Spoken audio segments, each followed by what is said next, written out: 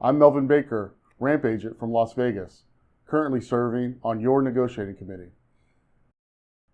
If you haven't already, you should receive this envelope in the mail soon. If you have not received the envelope by Tuesday, March 12th, call the TWU 555 Union office at 1-800-595-7672.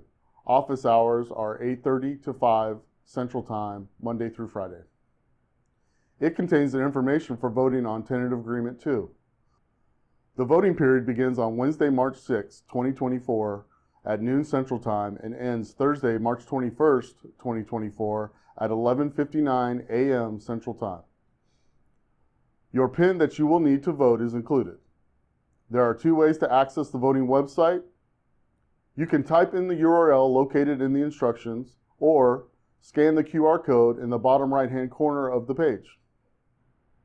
Your vote is your voice. Let your voice be heard. On behalf of your negotiating committee, Chief Negotiator and President Randy Barnes, Charles Surf, Robbie Gadd, Melvin Baker, Jesus Gomez, and Ed Green.